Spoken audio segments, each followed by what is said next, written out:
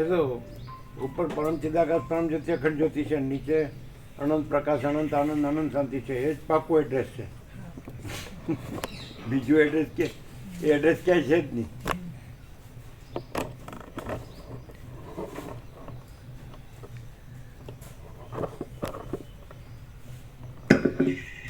ઓમ ઓમ છે કે નહીં?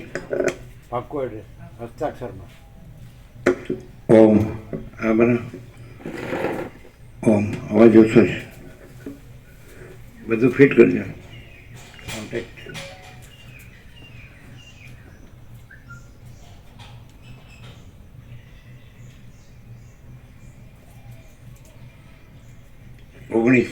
હમણાં 19 હતું, 20 થયું. ટેમ્પરેચર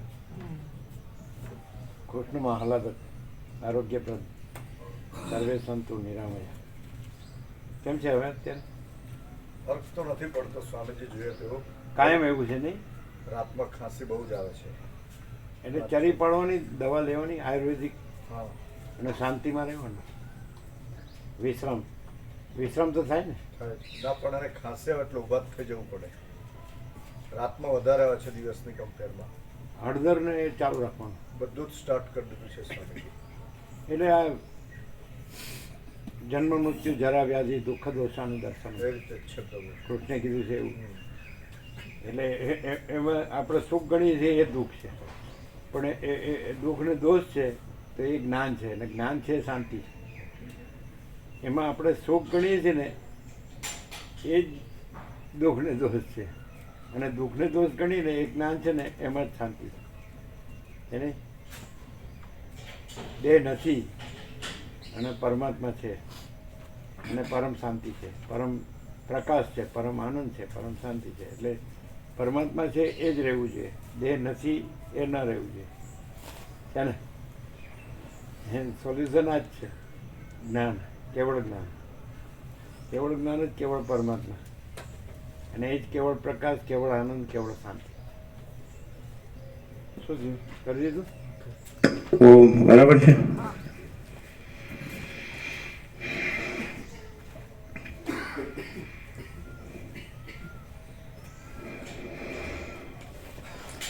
પરમ ચિદાકાશ, પરમ જ્યોતિ, અખંડ જ્યોતિ, અનંત પૂર્ણ પરમ ચિદાકાશ, પરમ શાંતિ, स्वयं सिद्ध, स्वयं प्रकाश, स्वयं पूर्ण, स्वस्वरूप, यही सब कुछ है, इसके सिवा कुछ नहीं है. शून्यभास, अनंत कोटि, महाकल्पो है ही नहीं. वशिष्ठ राम उत्पत्ति प्रकरण राउंड 38मो राउंड.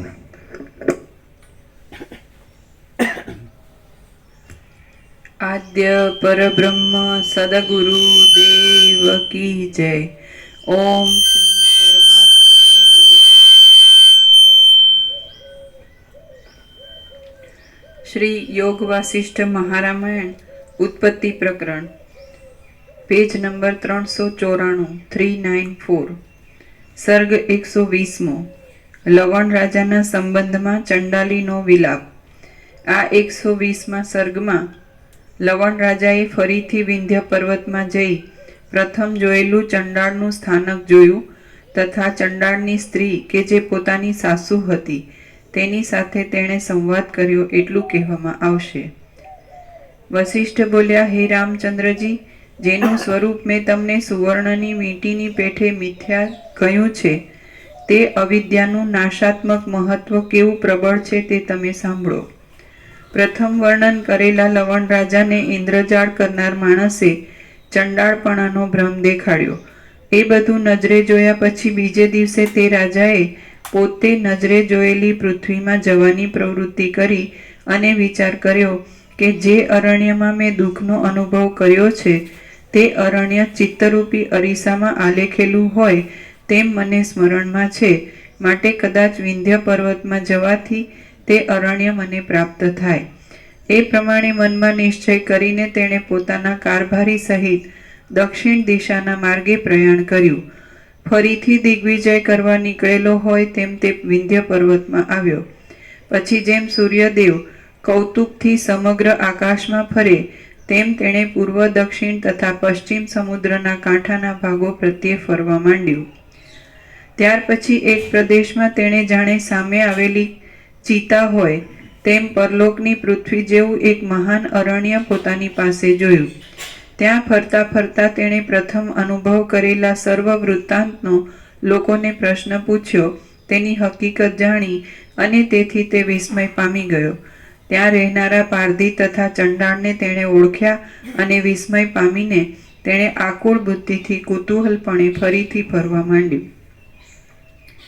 પછી તે એક મહાટવીમાં આવ્યો. ત્યાં ધુમાડાવાળા એક ભાગમાં જે ગામમાં પોતે ચંડાળ બન્યો હતો તે ગામ તેણે નજરે જોયું. તે ગામમાં પ્રથમ જોયેલા સર્વ માણસો, સ્ત્રીઓ, નાની ઝૂંપડીઓ, લોકોના અનેક પ્રકારના વિશ્રાંતિના સ્થાનકો, પૃથ્વીના ભાગો, વૃક્ષો, દુષ્કાળમાં દુર્દશા પામેલા પોતાના ચાકરો, તે સ્થળે રહેનાર પારધી તથા બંધુ વિનાના કેટલાક બાળકો, એ બધું તેણે નજરે જોયું. ત્યાં ચંડાળ દશાની પોતાની સાસુ હતી. તે બીજી વૃદ્ધ સ્ત્રીઓ કરતાં પણ વધારે વૃદ્ધ હતી અને તેની આંખમાંથી ઉજ્જવળ આંસુની ધારા ચાલી જતી હતી. તેના સ્તન સુકાઈ ગયા હતા અને તેનું અંગ દુર્બળ થઈ ગયું હતું. દુઃખ પામતા પોતાના બંધુના દુઃખને લીધે દુઃખ પામતી તથા આંખમાંથી આંસુ ખેરવતી બીજી વૃદ્ધ સ્ત્રીઓની વચ્ચે તે બેઠી હતી. એ અનાવૃષ્ટિરૂપી ઉગ્ર વજ્રથી બળી ગયેલા દેશમાં અકસ્માત દુષ્કાળને લીધે વિંખાઈ ગયેલા પોતાના બંધુના અસંખ્ય દુઃખનું વર્ણન કરતી હતી. ત્યાં તેણે આર્ત સ્વરથી આ પ્રમાણે વિલાપ કરવા માંડ્યો. જેના શરીરની પાસે પુત્રો બેઠેલા છે તથા 3 દિવસ સુધી ભોજન ન મળવાથી જેનું અંગ જર્જરિત થયેલું છે, એવી હે મારી પુત્રી, મ્યાનમાં તલવાર પ્રવેશ કરે તેવી રીતે તારા દેહમાં રાજાએ પ્રવેશ કર્યા પછી તે તારા પ્રાણને કયે સ્થળે ત્યાગ કર્યો. ચણોઠીની માળા પહેરનાર તારો પતિ મેઘ સમાન ઊંચા તાડના ઝાડ ઉપર ચડ્યો હતો. તેણે તેના હાથમાં ફળ લીધા હતા અને ઉતરતા મુશ્કેલી પડવાને લીધે તે ફળ દાંતમાં પકડીને ઉતરતો હતો. તે સમયે હનુમાનનું પણ હાસ્ય કરે એવું તેનું સાહસ હતું. તે મને સાંભળે છે. કદંબ, જંબીર, લવંગ તથા ગુંજા કૌંસમાં ચણોઠી. કદમ, જંબીર, લવંગ તથા ગુંજાના ઝાડમાં ફરનાર જરખ નામના જનાવરને પણ ભયંકર લાગે એવા અને પુત્રથી પણ અધિક પ્રિય જમાઈના આગમનને હવે હું ફરીથી ક્યારે જોઈશ?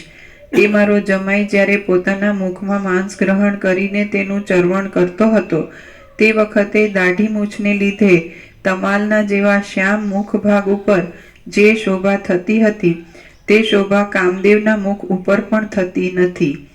પુષ્પના ગુચ્છ સહિત રહેલી એ મારો જમાઈ જ્યારે પોતાના મુખમાં માંસ ગ્રહણ કરીને તેનું ચરવણ કરતો હતો તે વખતે દાઢી મૂછને લીધે તમાલના જેવા શ્યામ મુખ ભાગ ઉપર જે શોભા થતી હતી તે શોભા કામદેવના મુખ ઉપર પણ થતી નથી. પુષ્પના ગુચ્છ સહિત રહેલી તમાલની વેલને વાયુ જેમ વનમાં હરી જાય તેમ યમુના નદીના વર્ણ જેવી કાળી મારી પુત્રીનું તેના પતિ સહિત યમ રાજા હરણ કરી ગયા. ચણોઠીની માળાને ધારણ કરનારી, ઊંચા શરીરના ભાગમાં સુંદર સ્તનવાળી, વાયુથી શોભતા કાજળના જેવા ચપળ વર્ણવાળી, પાંદડારૂપી વસ્ત્રને ધારણ કરનારી તથા બોર અને જાંબુના જેવા દાંતવાળી, હે મારી પુત્રી, તારે માટે હું ઘણો ખેદ કરું છું. ચંદ્ર સરખી કાંતિવાળા હે રાજપુત્ર, શુદ્ધ અંતઃપુરમાં વિલાસ કરનારી બીજી સ્ત્રીઓનો ત્યાગ કરીને તે મારી પુત્રીની સાથે પ્રીતિ બાંધી અને તે પ્રીતિ પણ સ્થિર રહી નહીં. સંસારરૂપી નદીના સુંદર તરંગરૂપ અને બીજા માણસો તરફથી ઉપહાસ, ઠેકડીને પાત્ર એવી ક્રિયાના વિલાસ વડે તે શું નિંદિત કામ ન કર્યું? કેમ કે તું રાજા હોવા છતાં ચંડાળ કન્યામાં આસક્ત થયો. મોટા મોટા મનોરથવાળી આશા જેવી રીતે ધન સહિત નાશ પામે, તેવી રીતે સારંગ પક્ષીના જેવા નેત્રવાળી મારી પુત્રી તથા મદોન્મત્ત સિંહના જેવા પરાક્રમવાળો રાજા એ બંને એક જ સમયે નાશ પામ્યા. હવે ધણી તથા પુત્રી વિનાની દૂર દેશમાં આવેલી, દુર્ગતિને પામેલી અને દુષ્ટ જાતિમાં ઉત્પન્ન થયેલી એવી હું આ દુઃખમાં ભય અને મહા આપત્તિ રૂપ જ છું. નાથ વિનાની હું નીચના અપમાનથી ઉત્પન્ન થયેલા ક્રોધનું તથા ભૂખને લીધે હેરાન થતા બાળકની ભૂખ મટાડી શકતી નથી, તેથી શોકનું પણ સ્થાનક રૂપ છું. મોટા દુઃખરૂપી પૃથ્વીમાં ઉત્પન્ન થયેલા દૈવને લીધે તાપ પામતા બંધુ વિનાના મૂઢ પ્રાણીને જગતમાં જે જીવન મરણ તથા મહા આપત્તિ આવે છે, તેના કરતાં તો પથ્થર જેવી હું નિર્જીવ વસ્તુનું જીવન વધારે ઉત્તમ છે. મોટા દુઃખરૂપી પૃથ્વીમાં ઉત્પન્ન થયેલા દૈવને લીધે તાપ પામતા બંધુ વિનાના મૂઢ પ્રાણીને જગતમાં જે જીવન મરણ તથા મહા આપત્તિ આવે છે, તેના કરતાં તો પથ્થર જેવી નિર્જીવ વસ્તુનું જીવન વધારે ઉત્તમ છે. વર્ષા ઋતુમાં પર્વત ઉપર એમાંથી લેવા જેવું. એટલે તત્વવેતા જીવન મુક્ત આવો હોય છે. એટલે પથ્થર જેવો એ તો દ્રષ્ટાંત છે, અને સુસુપ્ત જેવો એનો દ્રષ્ટાંત છે. સુસુપ્તિ તત્વવેતા જીવન મુક્ત છે, સુસુપ્ત અવસ્થા જેવું હોય. એટલે સુસુપ્તિમાં જેમ કાંઈ હોતું નથી, તો તત્વવેતા જીવન મુક્ત એ તો ચિદાકાશ રૂપ છે, સ્વચ્છ અનંત સ્વચ્છ ચિદાકાશ. એટલે એનો જે દેહ અથવા એનો જે દ્રશ્યરૂપ ભાષે છે, તો એમ સમજી લો ચાલે કે એ પથ્થર જેવું જ. એટલે એને કાંઈ અસર હોતી નથી. આ જે બધું કીધું, જે દુઃખ ને જન્મ મરણ ને બંધુ વિનાનું બધું જે કાંઈ બધું બધી જે આમાં તો કલ્પના ને ભ્રાંતિ ને મોહમાં તો ગમે તેવા ચક્કર આવે, તો એ કાંઈ ચક્કર હોતા જ નથી. અનંત સુધી ચિદાકાશમાં કોઈ ચક્કર છે જ નહીં. આ તો જે મિથ્યા ભ્રાંતિના ચક્કર છે, મિથ્યા કલ્પનાના ચક્કર છે. એટલે આ પથ્થર જેવું સારું, એટલે એ પથ્થર જેવો જ છે. દ્રષ્ટાંત ઉપમા. કેમ સ્વયંભૂ જ્યોતિર્લિંગ છે ત્યાં તમે ખરેખર દ્રષ્ટિથી તો પથ્થર જ જુઓ છો, પણ છતાં એને ભગવાન જુઓ છો. એટલે એવી રીતે એ પથ્થર જેવો છે પણ ભગવાન છે. અને એ મૂર્તિ છે સ્વયંભૂ, એ તો પથ્થર આકારે છે, અને આ મૂર્તિ છે તો ચૈતન્ય આકારે છે. તો પછી એમાં કેમ ન દેખાય? પહેલાંમાં દેખાય તો પથ્થર આકારે હોય એમાં દેખાય. બે વસ્તુમાં બેમાં કોમન એક જ વસ્તુ, પથ્થર આકારે ભગવાન હોય અને ચૈતન્ય આકારે ચિદાકાશ હોય. તો કોમન કે જેમ પથ્થરમાં પછી એને બીજી કોઈ અસર હોતી નથી, સ્વયંભૂ જ્યોતિર્લિંગ. તો આ તત્વવેતા જીવન મુક્ત હોય તો એ જ એવો જ છે. જાડો પથ્થર જેવો, એટલે ચૈતન્ય રૂપે ચૈતન્ય, પણ દ્રશ્ય રૂપે એટલે જે આભાસ બ્રહ્મ અહમને આભાસ બ્રહ્મ દ્રશ્ય જીવ જગત, એ રૂપે એ જળ જેવો છે. એટલે નથી એ રૂપે જળ જેવો છે, પણ છે રૂપે અનંત શુદ્ધ ચિદાકાશ છે. ખ્યાલ આવે ને? સ્વયંભૂ જ્યોતિર્લિંગ છે એ છે રૂપે અનંત શુદ્ધ ચિદાકાશ છે, સદાશિવ. અને નથી એ રૂપે પથ્થર જેવું જળ છે. એટલે એ નથી એની કોઈ અસર નથી. આ બધું આ મૂળ નથી એનો ભ્રમ છે ને કે હું આ છું, એનું બધું દુઃખ છે, અશાંતિ છે. સમજાય? એનું બધું જે કયો એ મોહ કયો, જે અવિદ્યા જ્ઞાનમાં આવ્યો, સમજાય ને? એટલે સ્વયંભૂ જ્યોતિર્લિંગને કોઈ અસર નથી. અને કેમ? એ જળ છે એટલે નહીં, એ અનંત શુદ્ધ ચિદાકાશ છે એટલે. સમજાય કે નહીં? તેવી રીતે તત્વવેતા જીવન મુક્તને કોઈ અસર નથી. તો એ જળ છે એટલે નહીં, એ અનંત શુદ્ધ ચિદાકાશ છે એટલે. એટલે જળ ભ્રાંતિની અસર એને ચૈતન્યને કેવી રીતે હોય? પણ જેને જે પોતાની સાથે જળ ભ્રાંતિને જોડે છે એને બધી અસર છે. જે પોતાની છે પોતે ચૈતન્ય, કારણ કે એ તો અનંત વ્યાપક છે, એક જ અદ્વિતીય છે. એ તો એમાં તો કોઈ ભેદ નથી. એ સર્વત્ર અને સદા સ્વયં અને સહજ એ તો છે જ. પણ ત્યાં જળભ્રાંતિ જ્યાં જોડી છે, એટલે અનંત મહાસાગર તો છે જ, એ તો ભરપૂર છે, ઘન છે, પૂર્ણ છે, એક જ છે, અખંડ છે. પણ જ્યાં આગળ પોતાની સાથે ચલન ભ્રમ સ્પંદ બ્રહ્મ, અને પછી ચક્રી તરંગ ફીણ પરપોટા બ્રહ્મ, અને પછી એના સૃષ્ટિ સ્થિતિ પ્રલય બ્રહ્મ, અને એની બધી અવસ્થાઓને જે કહેવાય માયા. તો એ માયાને જોડે એટલે માયાને સાચી માને એટલે પોતાનું અનંત મહાસાગરપણું છે એ વાસ્તવિકતા છે, એ પોતાનું સાચું અને શુદ્ધ અને સંપૂર્ણ ભ્રાંતિરહિત શુદ્ધ સ્વરૂપ છે. સમજાય ને? એટલે એ ભૂલીને પછી હું આ ચલ ભ્રમરૂપ છું, ચલન સ્પંદ ભ્રમ એટલે ચંચળતા ભ્રાંતિ રૂપ છું, અને પછી હું આ ઈશ્વર માયા જીવ જગતને આ સૃષ્ટિ સ્થિતિ પ્રલય નામરૂપને એટલે એમાં બધું છે. આ બધી ચિત્ર વિચિત્ર ઉથલ પાથલ એમ ઇલ્લોલ કલ્લોલ ને લીલા લહેર એ કાંઈ છે જ નહીં. અને એ તો જળ ઘન જ છે, જળ પાણી એ ઘન જ છે, એમ ચિત્ત ઘન જ છે, અનંત શુદ્ધ ચિત્તઘન એ અનંત શુદ્ધ ચિત્તઘન. પણ સરળ શ્રવણથી માણસને જો ચૈતન્ય જાગૃતિ થાય, સેલ્ફ રિયલાઇઝેશન, તો પછી એ તો છે જ. એટલે પોતાને ચૈતન્ય ભૂલીને પોતાને જે નથી એ માને છે. માણસ ઉપર લઈએ તો આ સ્થૂળ સૂક્ષ્મ કારણ શરીર, અને સૃષ્ટિ ઉપર લઈએ તો ઈશ્વર હિરણ્ય ગર્ભ વિરાટ એ બધું, અને આ જીવ મને દેહ જે કે. તો આ પોતે નથી, પણ એ અનંત શુદ્ધ ચિત્તઘન હે અનંત શુદ્ધ ચિત્તઘન એ પોતે છે. એવી રીતે સમજાય કે નહીં?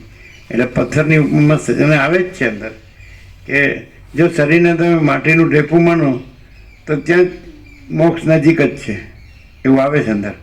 આ દેહને તમે માટીના ઢેફા જેવો, અને છે એમ જ પંચભૂતનું ઢેફું જ છે, આકાશ વાયુ તેજલ પછી આ સપ્ત ધાતુ રસ રક્ત માંસ મેદ અસ્થિ મજ્જા શુક્ર.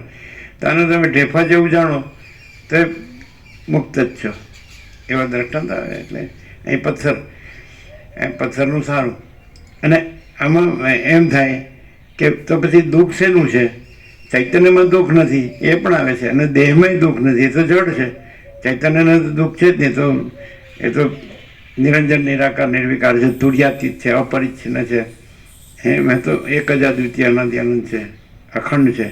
એ તો અનંત અખંડ અભેદ છે. જ્યોતિ પરમ જ્યોતિ છે, અખંડ જ્યોતિ છે, પરમ ચિદાકાર. એમાંય દુઃખ નથી, એ દેહમાંય દુઃખ નથી, એ જડ છે. તો દુઃખ ક્યાં છે? તો જો ચૈતન્ય છે, હવે આ ગ્રંથિભેદ એ ચૈતન્ય છે, એમાં જે પોતામાં નથી એવી ચૈતન્ય ભ્રાંતિ થઈ, જડ ભ્રાંતિ થઈ છે, તો એ આ ચૈતન્ય જાગૃતિ છે. તત્વબોધ ચૈતન્ય જાગૃતિ, એટલે ચૈતન્ય જાગૃતિ છે તો ચૈતન્ય છે, પરમ ચિદાકાશ પરમ જ્યોતિ અખંડ જ્યોતિ. તો જડ ભ્રાંતિ આ દેહ એ છે જ નહીં, સ્થૂળ સૂક્ષ્મ કારણ. તો પછી દુઃખ જ નથી. એટલે દુઃખ ક્યાં છે? જે કાંઈ નથી એવી, જે ચૈતન્યમાં કાંઈ નથી એવી જે જડ ભ્રાંતિ થઈ છે, દેહ દ્રશ્ય હું મારું બધું, સમજે જ ને?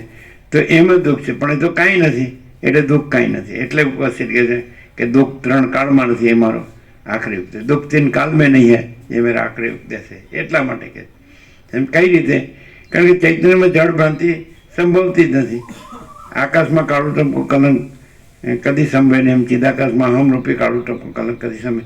એટલે જે અહંકારનું આ બધાનું સામાન્યકરણ કરવું હોય ને તો અહંકારના ભ્રમ જ થાય. આભાસ એ મિથ્યા આભાસ છે, મિથ્યા કલ્પના, મિથ્યા ભ્રમ. એ અહંકારનો ભ્રમ છે. એમાં આ બધું સુખ દુઃખ ને જન્મ બધું એટલે એ છે જ નહીં. એટલે હવે અહંકાર કોને કહીશું? તો દાખલા કે અનંત મહાસાગરનું દ્રષ્ટાંત લઈએ, તેમાં ચલનનો ભ્રમ છે અને એમાં તરંગનો ભ્રમ છે.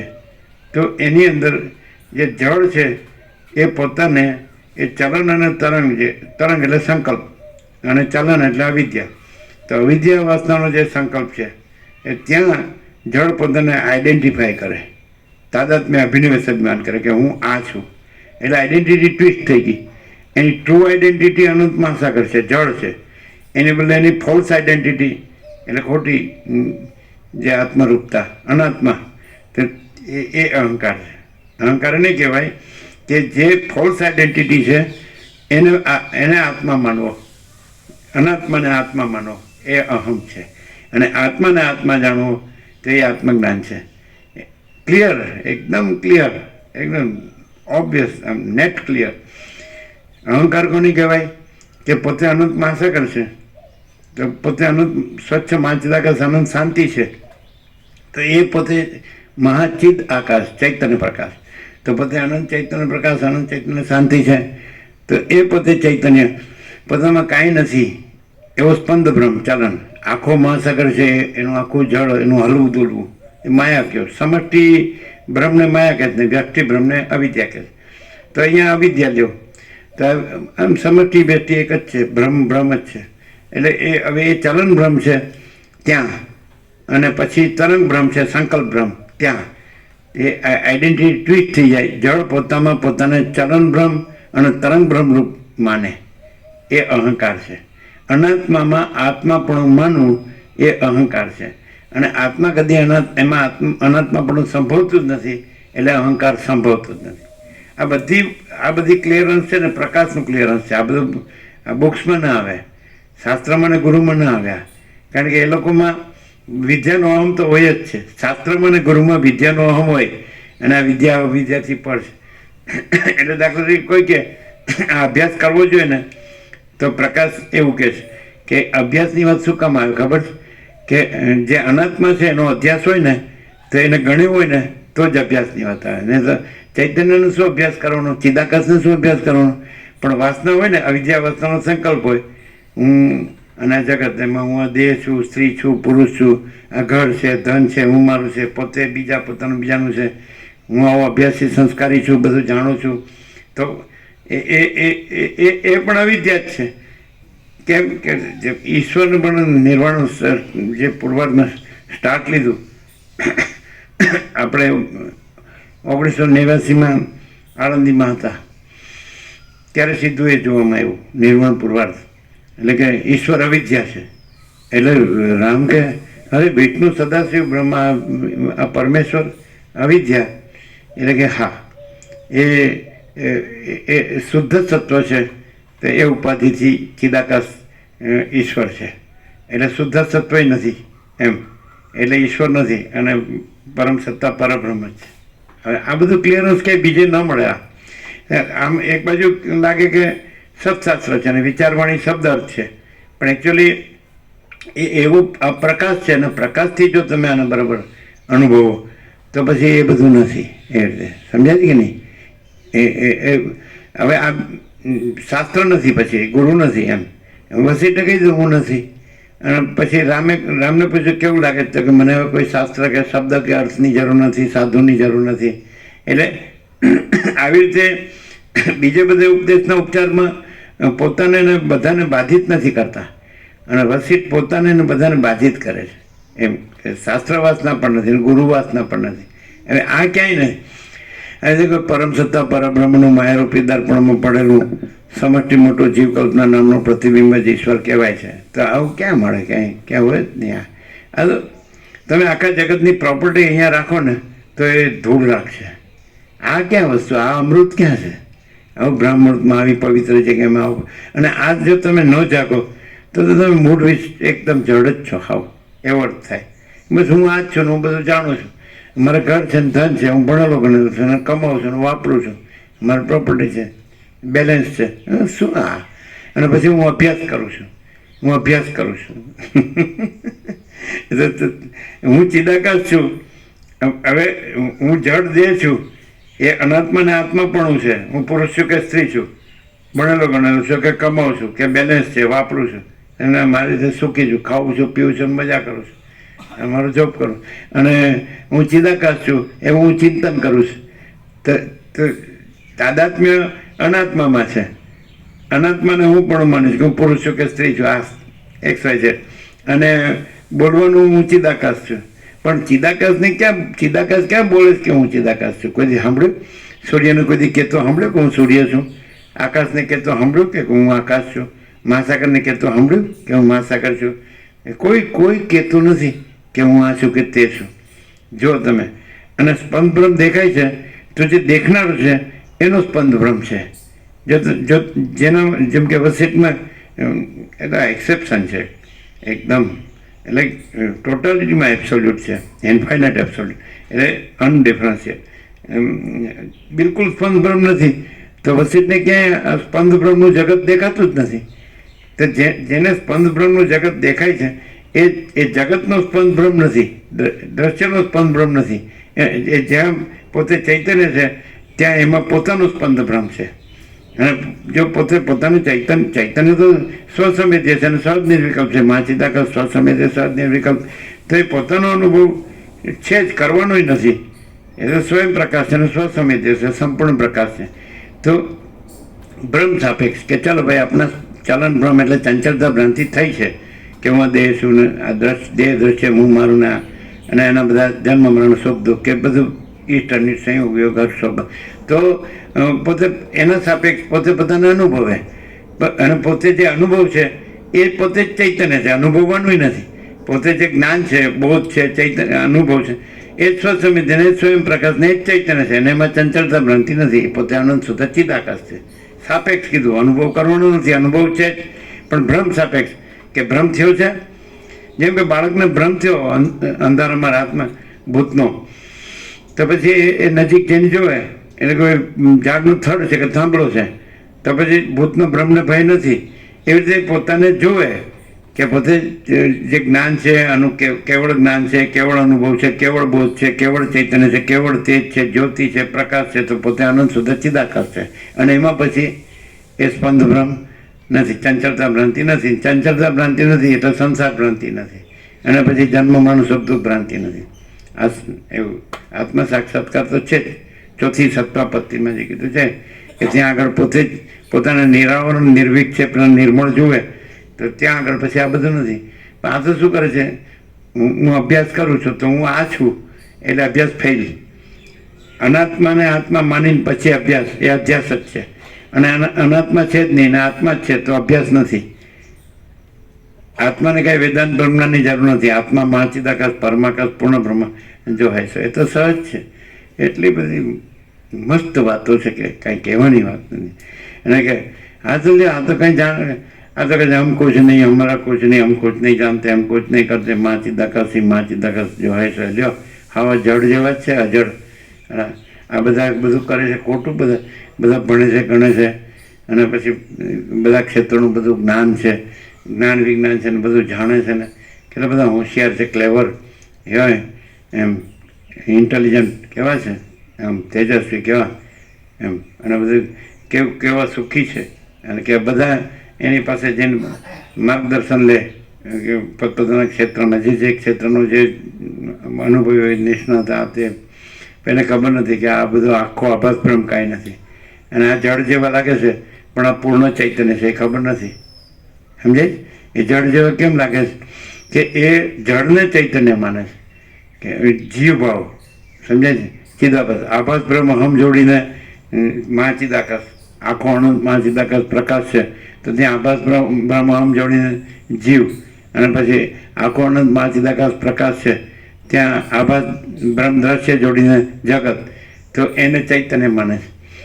એટલે હવે એમ પૂછે એમ તર્ક કરે કેમ આ ખોટું છે, કેમ આ બધું જાણતો નથી, આ બધું અનુભવતો નથી, આ તેજ નથી, જ્યોતિ નથી, પ્રકાશ નથી, આ બધું આમ અને એકદમ સ્પષ્ટ આમ રજ સ્પષ્ટ દેખાય છે ને, તો એ તેજ અને એ જ્યોતિ ને પ્રકાશ એ જે આભાસ બ્રહ્મ અહમને આભાસ બ્રહ્મ દ્રશ્ય છે એના નથી. એ મહાચિદાકાશ સ્વયં પ્રકાશ સંપૂર્ણ પ્રકાશ છે, પરમ ચિદાકાશ પરમ જ્યોતિ અખંડ જ્યોતિ છે, જે અધિષ્ઠાન છે તો એના તેજને જ્યોતિને પ્રકાશ છે ને એના અનુભવને જ્ઞાન અને બોધ છે. જે આમ રજરજ ચોખ્ખું જે દેખાય છે તો એ દર્શન છે, એ દર્શન અધિષ્ઠાનનો પ્રકાશ છે, એનું તેજ છે ને એની જ્યોતિ છે, એનું ચૈતન્ય છે. તરંગ સાચો ચલન સાચું લાગે છે કે ચલનનો ભ્રમ હાલું દુલવું માસળનું, આ તો તરંગનો ભ્રમ એના ઉત્પત્તિ સ્થિતિ લાભ બધું સાચું દેખાય છે તો સાચા પણ મહાસાગરનું છે, જળનું છે, અધિષ્ઠાન છે એની સત્યતા છે, સત્તા પ્રકાશ એના. આના નથી ભ્રાંતિ સાચી. ભૂત સાચું લાગે છે ને ભય સાચો લાગે છે ને, અંદરમાં દોરડીનો સતનો ભ્રમ અને ભય સાચો લાગે છે ને તો સત્તા દોરડીની છે. એવી રીતે બાળકને અંધારામાં ભૂતનો ભ્રમ ને ભય સાચો લાગે છે તો એ તો સત્તા એ ઝાડના થડની અને થાંભલાની છે, એના મનના ભ્રમની નથી, ભ્રમની સત્તા પ્રકાશ નથી.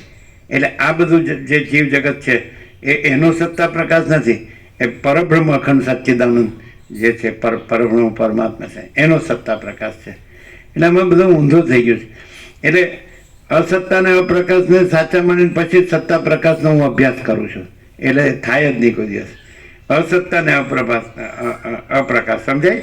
જીવ જગત, હું આ જીવ છું ને જગત છું ને હવે હું બ્રહ્મનું ચિંતન કરું છું કે સ્મરણ કરું છું કે અનુસંધાન કરું છું. સમજાય?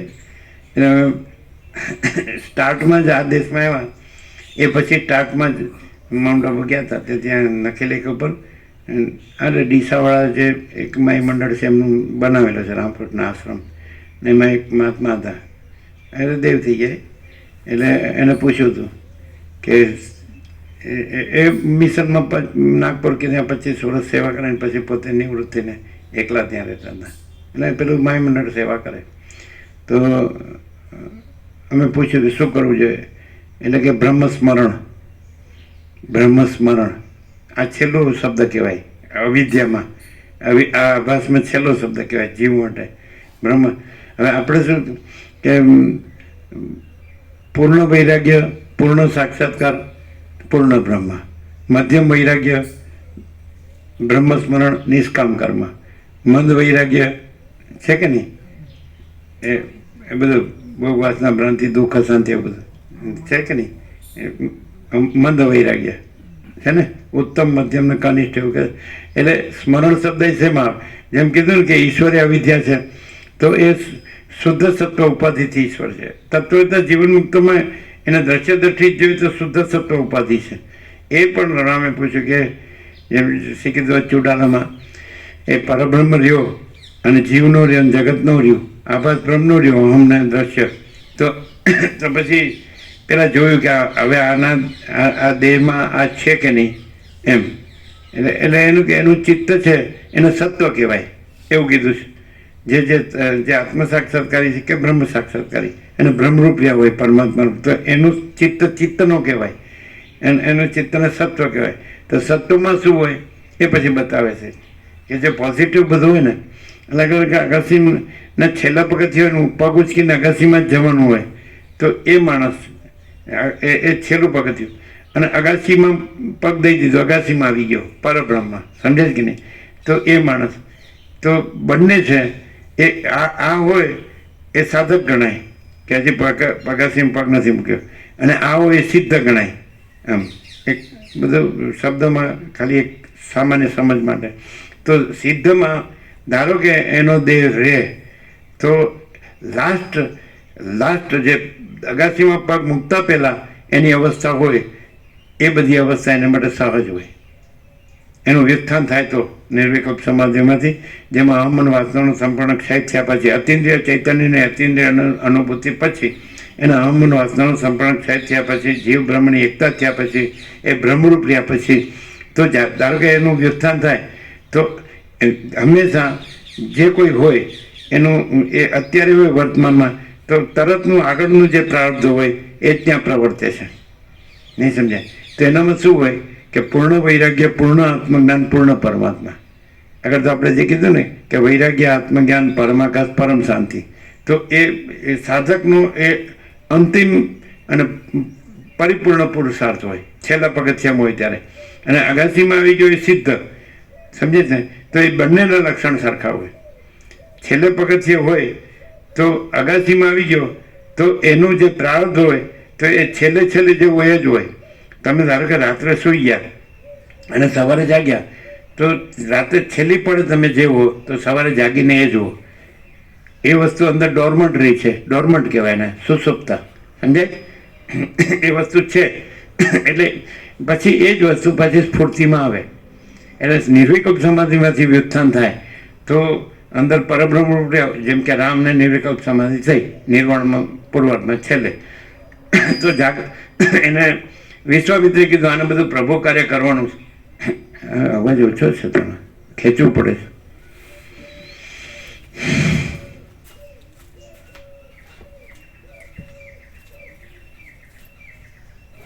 નહીં તો ખેંચવું ન પડે આમ એક્ઝેક્ટ ખુલ્લો હોય ને તો આમ ખેંચવું ન પડે.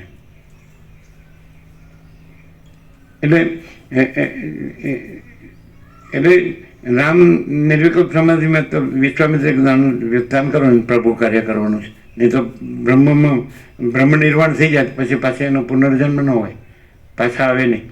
એટલે વસીઠે સૂક્ષ્મ ચૈતન્ય રૂપ ધરીને એમને જ્યાં સુષુમ્નામાં બ્રહ્મરંધ્રમાં ત્યાંથી એને પ્રબુદ્ધ કર્યા. જાગૃત થઈને અંદર શું આવે છેલ્લું એ જે એમની જે અવસ્થા હોય બ્રહ્મરૂપ થયા પહેલાં નિર્વિકલ્પ સમાધિમાં જીવ બ્રહ્મરૂપ થઈ ગયો. એટલે જે એક સ્ફૂર્તિ હતી ચૈતન્યની એ સત્તા પ્રકાશરૂપ થઈ ગઈ. અધિષ્ઠાન. ઓમ. અવાજ ઓછો છે, ખેંચવું પડે છે. તો શું બોલ્યા કે સભાજનો, આ સંસારમાં આ નિર્મળ આત્મજ્ઞાન અને આત્મજ્ઞાની સદગુરુ એ જ સાર છે, બાકી કાંઈ સાર નથી. તો કેમ? કારણ કે એનું લાસ્ટ જે સ્ટેપ હોય તો એ જ એ સ્ફૂર્તિ પછી એ જ હોય. એને સત્વ કહેવાય, એને ચિત્ત ન કહેવાય.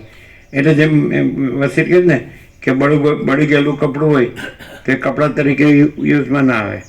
એવી રીતે બળી ગયેલી દોરી હોય તે બાંધવાના કામમાં ન આવે. એવા દ્રષ્ટાંત છે. બળી ગયેલું બીજ હોય તો પછી ઉગે નહીં. એટલે છે ને આ બધું છે. શું છે? ઓમ ઓમ. ઓછો છે, અવાજ ઓછો છે.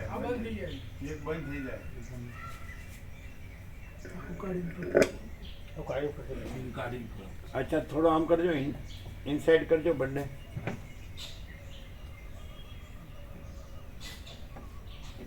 આ નહીં કરો.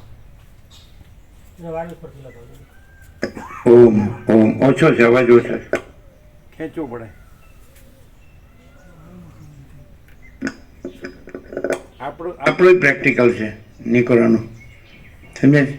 એટલે ટોટલી અનકોન્શિયસ થઈ ગયા. બરાબર? આપણે સ્નાન કરીને આવ્યા નર્મદામાંથી અને એન્ટર થઈ ગયા હતા આપણે આંબાવડિયા.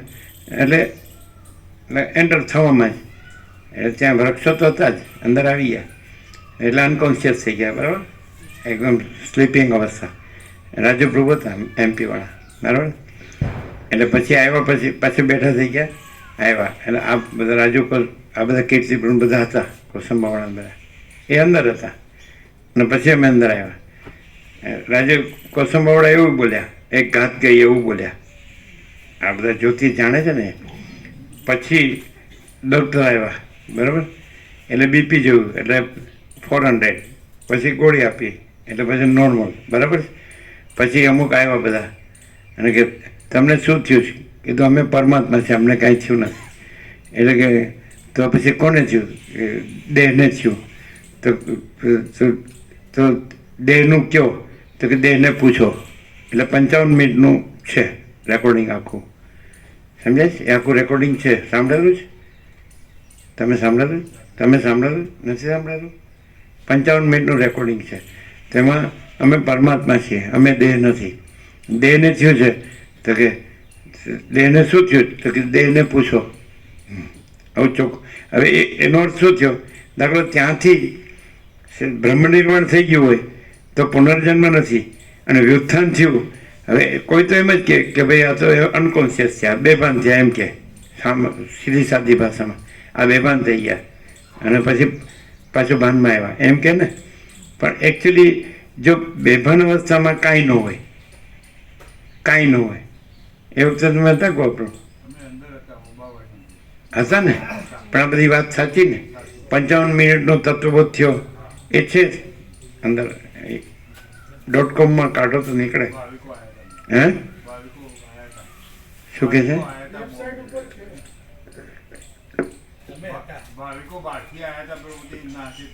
હા, એની યાર તત્વબોધ થયો 55 મિનિટનો થયો.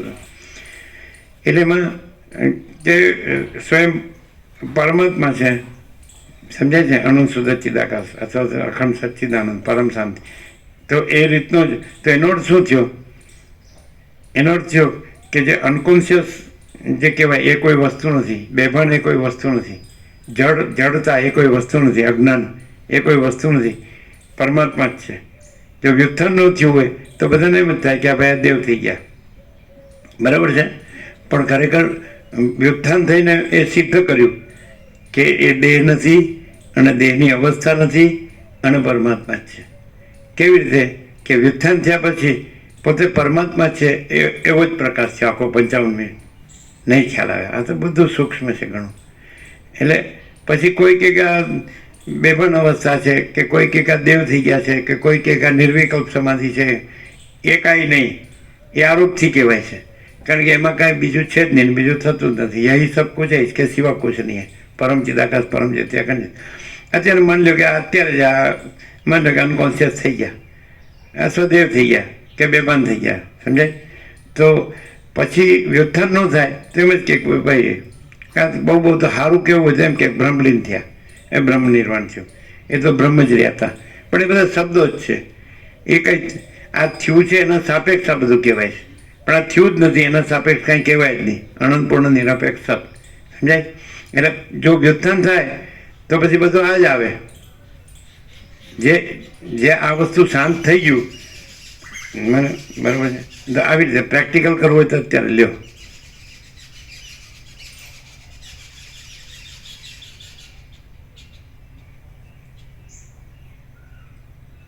હવે સિદ્ધ થયું કે આ બોલતા નથી અને શાંત છે, બરાબર? હવે બોલ્યા તો બોલતા નથી ને શાંત છે એ નહીં, પણ જો હે સો હે, પરમ ચિદાકાશ પરમ જ્યોતિ અખંડ જ્યોતિ. તો જે એ દ્રશ્ય દ્રષ્ટિવાળા પોતાના દ્રશ્ય દ્રષ્ટિનો આરોપ કરીને એમ કહે કે આમ થયું નામ થયું, નથી કહેવાતો સાપેક્ષતાથી. પાછો અનંતપૂર્ણ નિરપેક્ષ સત છે, પરમ ચિદાકાશ અનંતપૂર્ણ નિરપેક્ષ સત, અનંત સંપૂર્ણ પરિગી નિર્ભ્રાંત નિરપેક્ષ. તો આ આકાશી હોય, સમજાય છે કે નહીં? અને વ્યુત્થાન થાય, સમજાય છે કે નહીં? તો એ નીચેનો એટલે પહેલું પગથિયું છે, છેલ્લું પગથિયું છે, ત્યાં ન આવે, એ ત્યાં હોય, પણ એને સત્વ કહેવાય. પછી છેલ્લા પગથિયાનો બધો આભાસ ત્યાં થાય, છેલ્લા પગથિયાનો પ્રકાશ ત્યાં થાય, તો એ પોતે આકાશી છે, એટલે પ્રકાશ આકાશીનો છે, છેલ્લા પગથિયાનો નથી. આરોપથી છેલ્લો પગથિયું છે. એટલે તત્વવેતા જીવન મુક્ત આરોપથી છે, પણ એ કેવળ સ્વરૂપથી એ પરમ ચિદાકાશ પરમ જ્યોતિ અખંડ જ્યોતિ છે. ખ્યાલ આવે? થોડું સૂક્ષ્મ છે, અતિ સૂક્ષ્મ છે. ખ્યાલ આવે? એટલે એવી રીતે રામ શું બોલ્યા તો છેલ્લા પગથિયાનો એમ લાગે પ્રકાશ આવે, પણ અગાસીનો પ્રકાશ છે. પ્રકાશ અધિષ્ઠાન સત્તા પ્રકાશનો પ્રકાશ છે, આરોપિતનો સત્તા પ્રકાશ નથી. તત્વવેતા જીવન મુક્ત આરોપિત છે, એટલે આરોપિત દશાનો સત્તા પ્રકાશ નથી. અધિષ્ઠાનનો એટલે પરબ્રહ્મ અખંડ સચ્ચિદાનંદનો સત્તા પ્રકાશ છે, અખંડ જ્યોતિ સ્વરૂપ પરમાત્માનો સત્તા પ્રકાશ છે. સમજાય? એટલે આજે બહુ મસ્ત પથ્થર અત્યારે વાત આવી. અને તમે જોજો ઘણી વખત પહેલી મિનિટ હોય, સ્ટાર્ટ થયું હોય અને જે શબ્દ આવ્યો હોય તો આખો કલાક પૂરો થાય તો ત્યાં જ હોય, ત્યાંથી જ વાત થાય એમ. એટલે એમાં સ્મરણ વિસ્મરણનો સવાલ ન આવે, સમજાય? એટલે જો એ બુદ્ધિથી હોય ને મગજથી હોય ને તો સ્મરણ વિસ્મરણનો સવાલ આવે. ચંચળતા ભ્રાંતિ હોય અને બધું હોય, આ બધું હું દેહ છું ને પુરુષ છું ને સ્ત્રી છું ને પૈસા છે ને ઘર છે ને ભણ્યો ગણ્યો છું ને બધું જાણું છું ને એમ સાચો છું ને સારો છું ને બસ મારી ભગવાનમાં નિષ્ઠા છે ને એ બધો અધ્યાસ એ કાંઈ ન હોય. અને અતિન્દ્રિય ચૈતન્યની અતિન્દ્રિય અનુભૂતિ પછી કોઈ દિવસ અધ્યાસ કામ ન કરી શકે, અને એ સાપેક્ષતાથી છે. પરમ ચિદાકાશ પરમ જ્યોતિ અખંડ જ્યોતિમાં તો એ કહેવાય નહીં, પણ અતિન્દ્રિય ચૈતન્યની અતિન્દ્રિય અનુભૂતિ છે તો એ પરમ ચિદાકાશ પરમ જ્યોતિ અખંડ જ્યોતિનો જ પર્યાય છે, એનો જ સત્તા પ્રકાશ છે. અને એ જ હોય તો પછી બીજું શું હોય? યહી સબ કુછ है, इसके सिवा कुछ नहीं. એટલે બીજું હોય આવે જ નહીં. એટલે દાખલા તરીકે એમ કે એનો કેટલા પ્રશ્નો, એના વ્યવહાર કેવો હોય તો કે વ્યવહાર કાંઈ છે જ નહીં, એ સત્તા પ્રકાશ જ હોય. પણ આ કેમ નથી સમજતો? કારણ કે ચંચળતા ભ્રાંતિ રહીને સાંભળે છે. એ જો પ્રકાશ રહીને સાંભળે ને તો બધું જ સીધું અનુભવાય કે પ્રકાશ જ છે. અને અભ્યાસ કરવાનો નથી. અભ્યાસ કરવાનો આવે તો અવિદ્યા વાસનાનો કોઈ સંકલ્પ હોય કે હું દેહ છું, સ્ત્રી છું, પુરુષ છું, પછી આ થોડું મારા નિર્વાહનું કરું છું, ભણ્યું ગણ્યું છું, જાણું છું, અને પછી મારી એમાં નિષ્ઠા છે ભગવાનમાં, આ બધું અધ્યાસમાં આવે. સમજે? અગાસી એમ ન કે મારી અગાસીમાં નિષ્ઠા છે, અને છેલ્લું પગથિયું એમ કે મારી અગાસીમાં નિષ્ઠા છે, પણ એ છેલ્લે પગથિયે જ હોય. પણ છેલ્લે પગથિયે ન હોય, વચલે પગથિયે ન હોય, ભોંયતળીએ જ હોય, ગ્રાઉન્ડ ફ્લોર. જે માણસ પૈસા ગણતો હોય ને ઘરને ગણતો હોય ને શરીરને ગણતો હોય અને એનું આચાર વિચાર આહાર વ્યવહાર એને અનુકૂળ હોય એવું ગણતો હોય અને બધાથી પોતાને સ્પેશિયલ ગણતો હોય, વિશેષ, સમજાય? એટલે એ બધા ગ્રાઉન્ડ ફ્લોર પર ફરે નીચે, સમજાય? એટલે કંઈ આ બધું જે ભણવું ગણવું જાણવું અને રહેવું કરવું જીવવું અને પોતાને બધું અનુકૂળ હોય, ફાવે, પોતાનું બધું પોસાય, હું આ છું એનું બધું પોસાય, તો એ બધા ભોંયતળીએ જ છે. કંઈ શબ્દો અને બુદ્ધિ એ કોઈ વસ્તુ નથી. એટલે માનો કે બ્રહ્મ શબ્દ બોલ્યા, સમજે છે કે નહીં, તો કોઈ પણ છેલ્લી કોટીનો અધ્યાસ હોય એ બ્રહ્મ શબ્દ બોલી શકે. છેલ્લી કોટીનો અધ્યાસ હોય, એક બાળક છે એ જે શ્રુતિમાં કે જે ઉપનિષદ ગીતા કોઈ પણ તત્વજ્ઞાનના જે છેલ્લા ટોચના શાસ્ત્રો હોય તો એનો શબ્દ બાળકને શીખવાડો કે બ્રહ્મ, એમ કે હું બ્રહ્મ છું તો બોલે. એટલે પુસ્તકયું પોપટયું જ્ઞાન કહેવાય. સમજે? જ્ઞાન છે એ શબ્દ જ્ઞાન છે, જ્ઞાન નથી. સમજે? સારું યાદ રાખી શકે, સારું બોલી શકે, સારું જાણી શકે, પીએચડી એ કરી શકે.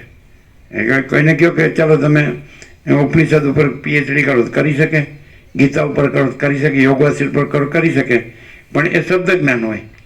સમજે? અંદર જે આત્માની સાચી શાંતિ છે એ સમ્યક જ્ઞાન છે, અને એ સમ્યક ચૈતન્ય છે, તેજ છે, જ્યોતિ છે, પ્રકાશ છે. અંદર એટલે એ બે બાજુ સૂચન કરે છે, સૂચક છે, દ્યોતક છે, અધિષ્ઠાન આદેશ. આત્માની સાચી શાંતિ કહેવાય એટલે અનંતપૂર્ણ પરમ ચિદાકાશ પરમ શાંતિ. આની નહીં કે આને આત્માની સાચી શાંતિ છે તો એ અધ્યસ્થના આરોપથી કહેવાય. એ અનંતપૂર્ણ પરમ ચિદાકાશ પરમ શાંતિ, મહાચિદાકાશ પરમ કૈવલ્ય પરમ શાંતિ, પરબ્રહ્મ પરમ શાંતિ સ્વાનુભૂતિ સાર. સમજાય કે નહીં? તત્વ સાર. એટલે એ આની છે એવું ન કહેવાય, આ તો નથી.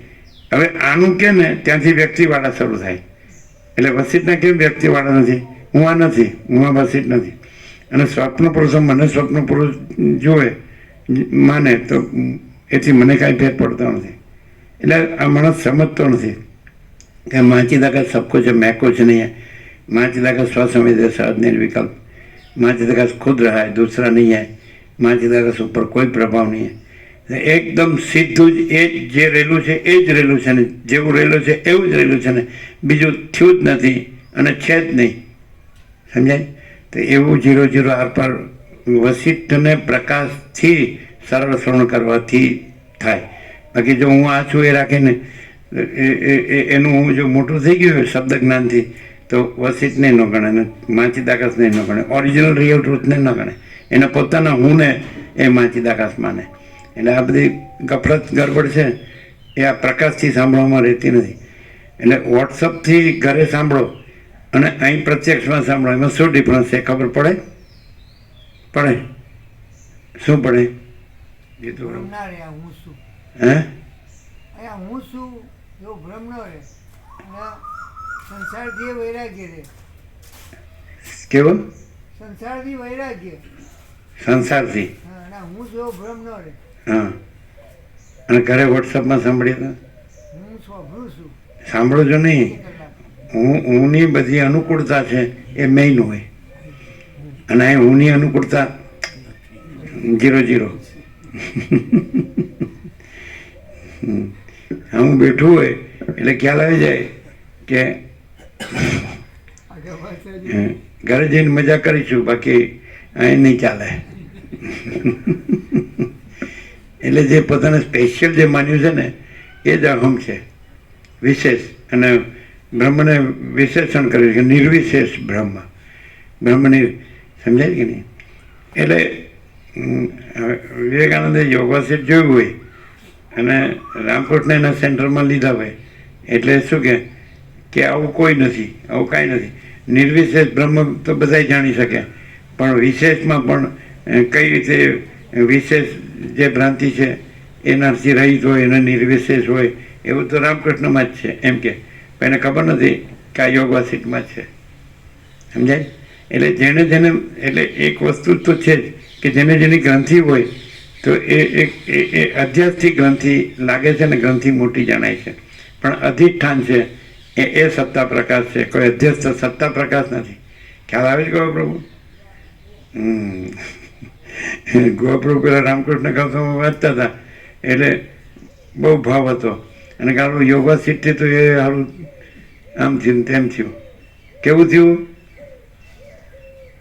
આખો ભાવ છે હે? કોઈ વિકલ્પ જ નથી. મહાચિદાકાશ સ્વયં સંપૂર્ણ પ્રકાશ છે, એ જ છે, બીજું કંઈ નથી એવું એ કહેવાય. ત્યાં તત્વવેત્તા જીવન મુક્તનું સત્વ પણ નથી. બીજા બધા જે વિશ્વ વિભૂતિ હોય કે અવતાર હોય કે ઈશ્વર સાક્ષાત્કાર કે આત્મ સાક્ષાત્કારી હોય ને, તો વશિષ્ઠનો જે તત્વવેત્તા જીવન મુક્ત છે ને એવું કોઈ નથી. ખ્યાલ આવે છે? એમાં જે સત્વ કીધું ને એ પણ બાધિત છે. એ દ્રશ્ય દ્રષ્ટાની આરોપ દ્રષ્ટિથી એનું સત્વ છે. અને સત્વમાં ખાસ ગુણો જે ગણાવ્યા છે તો એ 4 તો પેલા જ ગણાવ્યા છે ને, નથી? મૈત્રી, હા હા, એ મુદિતા, સૌથી પહેલું મુદિતા, અને પછી બીજું મૈત્રી, પછી ત્રીજું કરુણા, અને પછી ચોથું ઉપેક્ષા.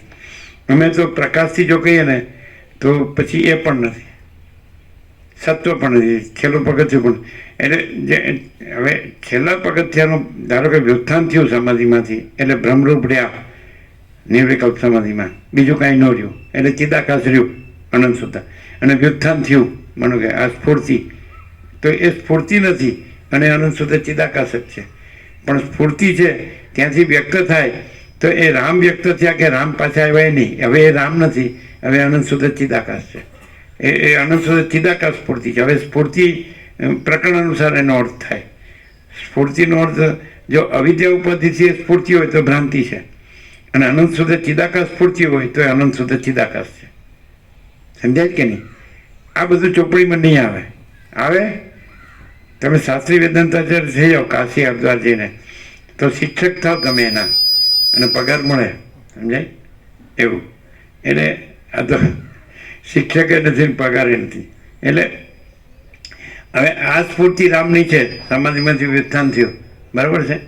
તો સભાજનો તમે આ હૃદયમાં લઈ જાઓ કે આ સંસારમાં નિર્મળ આત્મજ્ઞાન અને નિર્મળ આત્મજ્ઞાની સદગુરુ આ જ સાર છે, બીજો કાંઈ સાર નથી. તો એ કોની સ્ફૂર્તિ છે? અનંત સુધ ચિદાકાશ. એ રામ નથી બોલ્યા, રામ છે જ નહીં. જો રામ રહ્યા હોય તો નિર્વિકલ્પ સમાધિ થઈ નથી, જીવ બ્રહ્મની એકતા થઈ નથી, તો જીવ રહ્યો છે. જ્યારે તમે વ્યક્તિ જુઓ છો, સમજાય, તો એને જીવ કહેવાય. અને એમાં વ્યક્તિ નથી, વ્યક્તિ દેખાતી નથી, જીવ દેખાતો નથી. બીજું કે વ્યક્તિનો આવિર્ભાવ તિરોભાવ હોય, ચિદાકાશનો આવિર્ભાવ ચિદાકાશમાં આવિર્ભાવ તિરોભાવ ન હોય.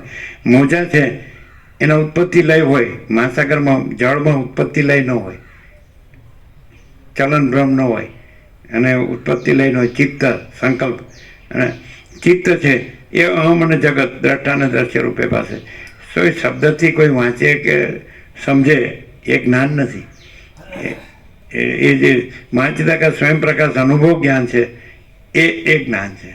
મહાચિદાકાશ સ્વયં પ્રકાશ અનુભવ જ્ઞાન એટલે એ જ્ઞાન છે, એ મહાચિદાકાશ સ્વયં પ્રકાશ છે, એ જે અનુભવ છે ને એ જે જ્ઞાન છે એ અનુભવ છે ને એ જ્ઞાન છે. બાકી આ કોઈ પણ કાંઈ પણ પોતે આ હું આ છું ને આ બધું છે ને, તો કોઈ માણસ કે હું અભ્યાસ કરું છું તો અધ્યાસ સાપેક્ષ જ અભ્યાસ હોય, અને અધ્યાસ નથી માટે અભ્યાસ પણ નથી. એ અભ્યાસ પણ અધ્યાસ જ છે. સમજે? એ પકડી રાખે પાછું, એ જ બધું વિચારવાણી શબ્દ પકડી રાખે, અને એ જ અંદર એનું પેલું કર્યા કરે. સમજાય છે કે નહીં? વાગોડ્યા કરે. એ કાંઈ નથી. આભાસ, એપિયરન્સ, સમજાય છે? ઇલ્યુઝન, એ ભ્રમ જ છે. અને પ્રકાશ પ્રકાશ જ છે, અને એમાં બીજું કાંઈ નથી, બીજું કાંઈ થતું નથી. એટલે આ સંપૂર્ણ સ્વાનુભવ છે, અને સ્વસ્વમેધ્ય સ્વાનુભવ છે. સ્વયં પ્રકાશ આ છે ને એનો સ્વાનુભવ છે એવું ના કહેવાય. આ નથી અને એ સ્વસ્વમેધ્ય છે. મહાચિદાકાશ સ્વસ્વમેધ્ય સહજ નિર્વિકલ્પ. આમાં કાંઈ વિચારવું પડે નહીં, ગોઠવવું પડે નહીં, શાસ્ત્ર ગુરુ પૂછવું પડે નહીં, જોવું પડે નહીં. કદી કોઈને કશું પૂછ્યું જ નથી, ઇનેક્ટ. સમજાય? એટલે પથ્થર. એટલે પેલી જે ચંડાળ થયો તો લવણ રાજાને, એની સાસુથી ન્યાય પહોંચી ગયો. આ તપાસ કરો કે હું આ થયો તો હું તો આ રાજા છું ને હું આ કેવી રીતે થયો.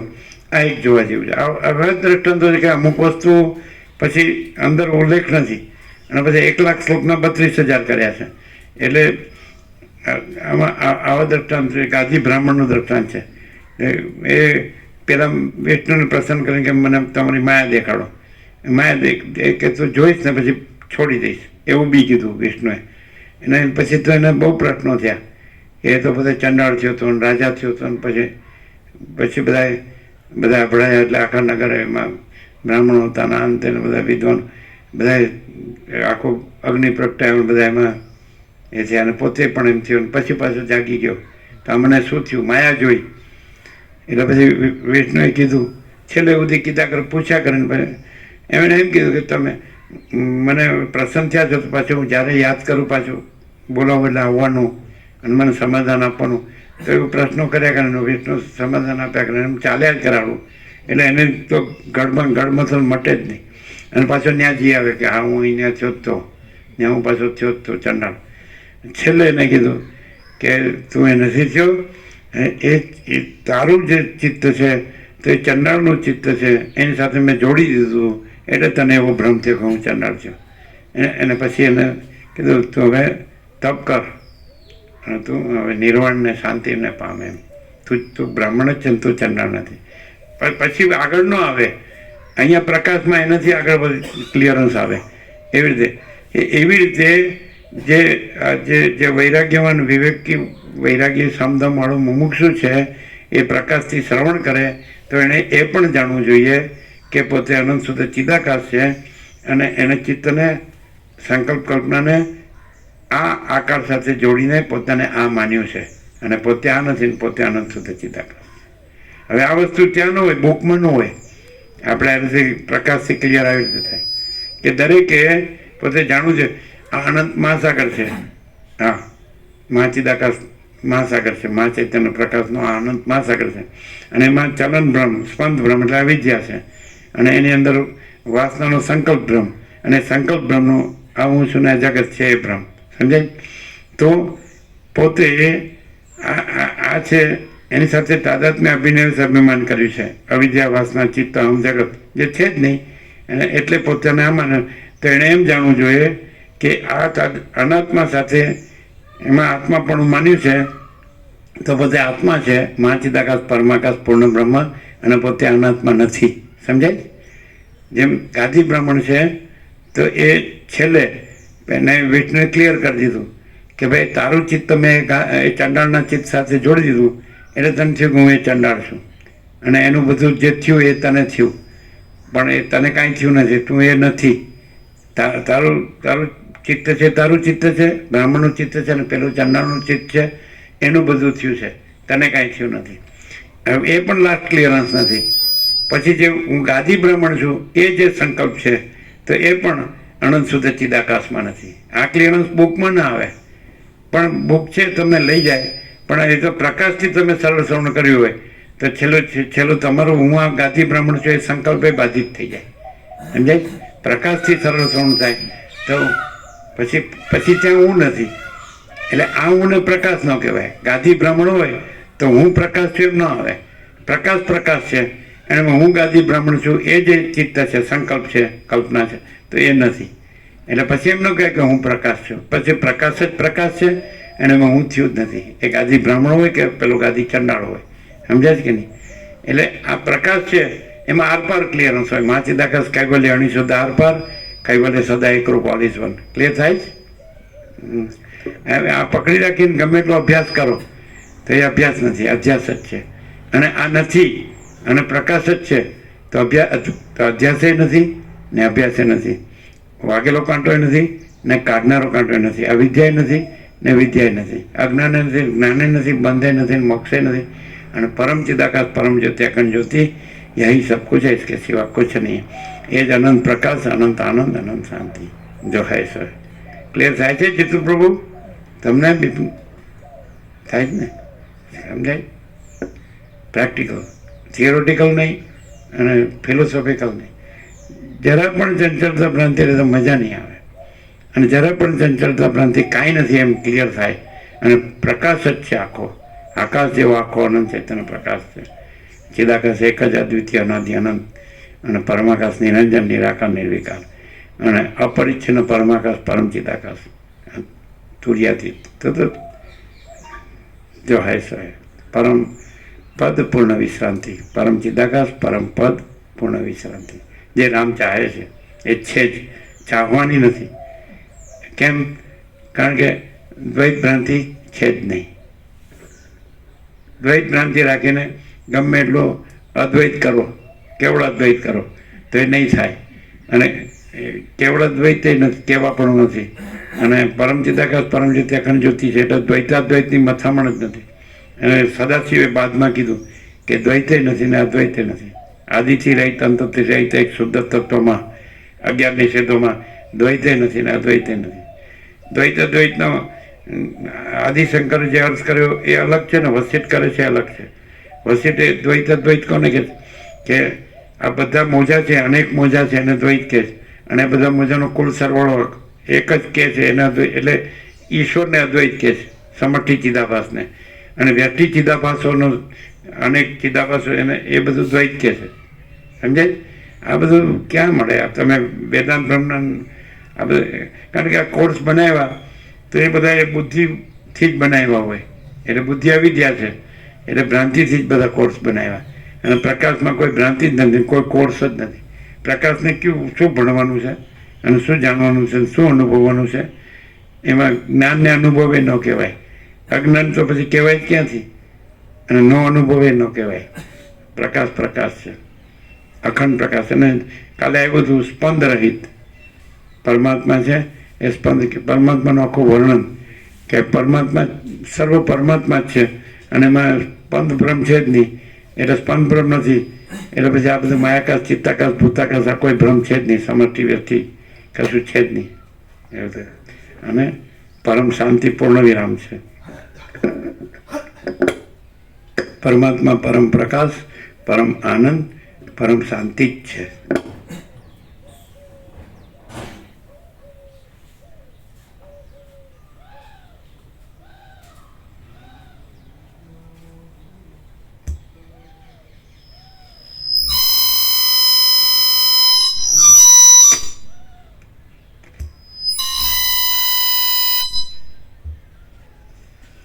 મોટા દુઃખરૂપી પૃથ્વીમાં ઉત્પન્ન થયેલા દૈવને લીધે તાપ પામતા બંધુ વિનાના મૂઢ પ્રાણીને જગતમાં જે જીવન મરણ તથા મહા આપત્તિ આવે છે તેના કરતાં તો પથ્થર જેવી નિર્જીવ વસ્તુનું જીવન વધારે ઉત્તમ છે. વર્ષા ઋતુમાં પર્વત ઉપર હજારો શાખાથી સેંકડો ખડ ઉગી નીકળે છે, તેવી રીતે સંબંધ વિનાના તથા કુરુ દેશમાં રહેનાર માણસને માથે હજારો દુઃખ આવી પડે છે. આ પ્રમાણે તે વૃદ્ધ ચંડાળણી વિલાપ કરી રહી હતી ત્યારે રાજાએ તેને તેની સખી દ્વારા ધીરજ આપી અને કહ્યું કે આ સ્થળે શું થયું હતું, તારી પુત્રી કોણ હતી તથા તારો જમાઈ કોણ હતો? એટલે આંસુભરી આંખવાળી તે સ્ત્રીએ ઉત્તર આપ્યો કે પુષ્પ સઘોષ એવું આ ગામનું નામ છે. આ ગામમાં ચંડાળ જાતિનો મારો પતિ હતો, તેને ચંદ્ર સમાન એક પુત્રી હતી.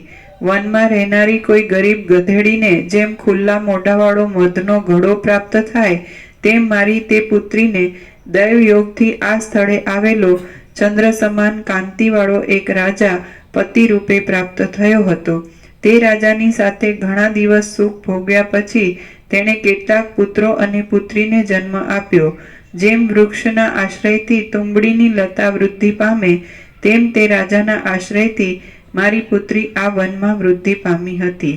શ્રી યોગ વાસિષ્ઠ મહારામાયણમાં ઉત્પત્તિ પ્રકરણનો ચંડાલી શોચન નામનો સર્ગ 120મો સમાપ્ત. સર્ગ 121મો લવણ રાજાનું સમાધાન. આ 121મા સર્ગમાં લવણ રાજા ચંડાળની સ્ત્રીના વચન સાંભળી વિસ્મય પામીને પોતાને ઘેર આવ્યા તથા વસિષ્ઠ ઋષિને તેનો નિર્ણય પૂછ્યો.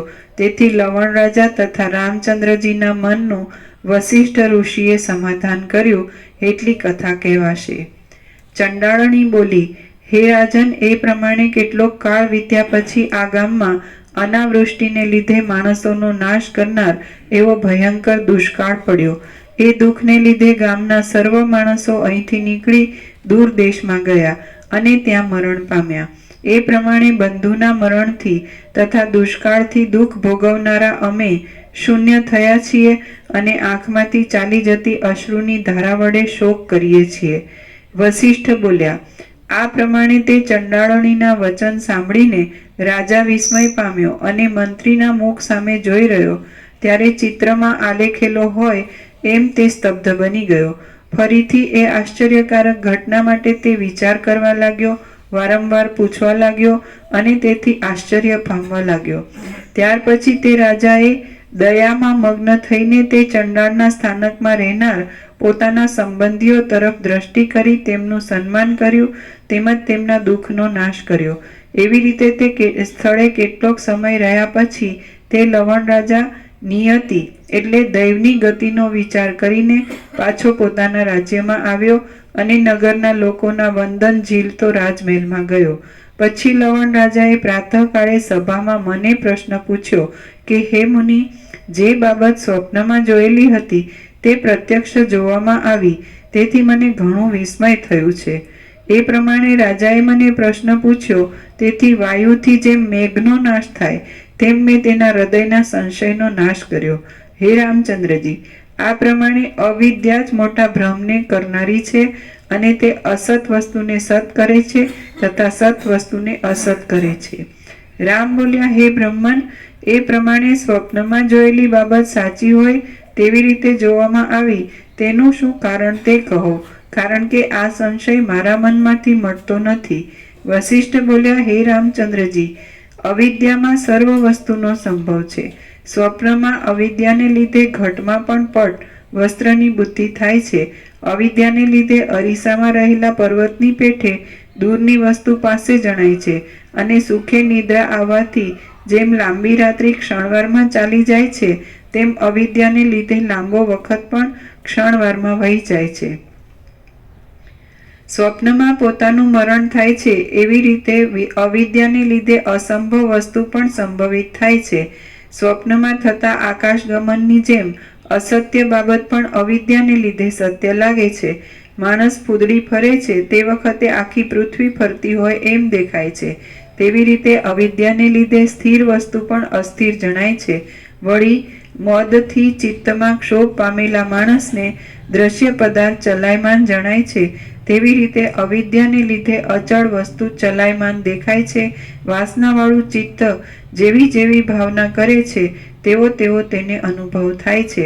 વળી તે અનુભવ સાચો પણ નથી તેમ ખોટો પણ નથી. જ્યારે મિથ્યા અહમતારૂપ અવિદ્યાનો ઉદય થાય છે ત્યારે આદિ અંત તથા મધ્યથી રહિત બ્રહ્મનું પણ અનંતપણું ઉદય પામે છે. પ્રતિભાસના પરવશપણાથી બ્રહ્મનું નહીં, બ્રહ્મનું આદિ મધ્ય અંત રહિત બ્રહ્મનું બ્રહ્મપણું ઉદય પામે છે. બ્રહ્મનું બ્રહ્મપણું ઉદય પામે છે. બ્રહ્મનું સંસારરૂપી બ્રહ્મપણું ઉદય પામે છે. આદિ મધ્ય અંત રહિત બ્રહ્મનું સંસાર બ્રહ્મપણું ઉદય પામે છે. ક્યારે? જ્યારે અવિદ્યા વાસનાનો સંકલ્પ ઉદય પામે છે ત્યારે. એમ જ થાય ને. આદિ મધ્યાંત રહિત તો બ્રહ્મ જ છે અને આદિ મધ્યાંત વાળો ભ્રમ છે, સંસારનો ભ્રમ છે અને એમાં બધું વિપરીત દેખાય છે. સત અસત લાગે ને અસત સત લાગે, સમજાય? પણ સત છે એને કાંઈ સતનો અભ્યાસ કરવો નથી, પણ અસત બ્રહ્મ સંસાર બ્રહ્મ છે એ સાચો લાગતો હોય તો સત બ્રહ્મનો અભ્યાસ કરવાનું લાગે. એટલે સત બ્રહ્મનો અભ્યાસ કરે છે ખોટું નથી, સમજાય? પણ એનો અર્થ એમ કે અસત બ્રહ્મનો અભ્યાસ સાચો લાગે છે એટલે સત બ્રહ્મનો અભ્યાસ કરવાનું લાગે છે. પણ જો સત બ્રહ્મ જ છે અને અસત બ્રહ્મ છે જ નહીં તો સત બ્રહ્મનો અભ્યાસ કરવો પણ છે જ નહીં. સમજાય? સમજાય? સમજાય?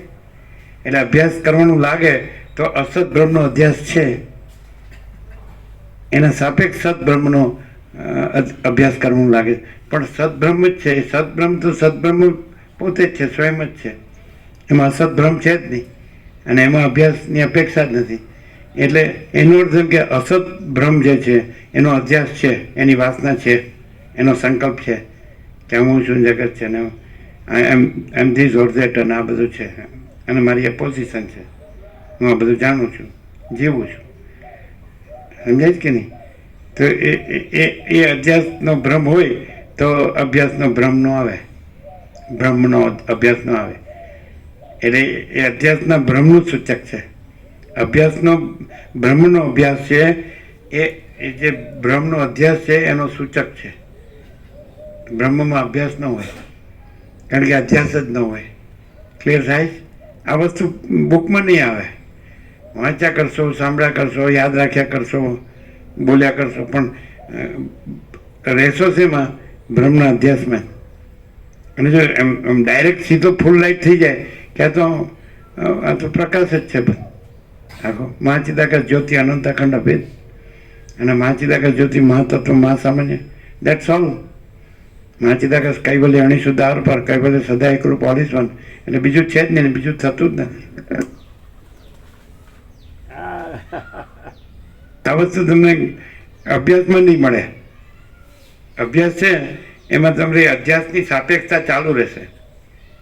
અને અભ્યાસે નથી ને અધ્યાસે નથી, વિદ્યાય નથી ને અવિદ્યાય નથી, વાગેલો કાંટો નથી, કાઢનારો કાંટો નથી, અને અજ્ઞાન નથી, જ્ઞાને નથી, બંધાય નથી, મોક્ષ નથી. કેમ?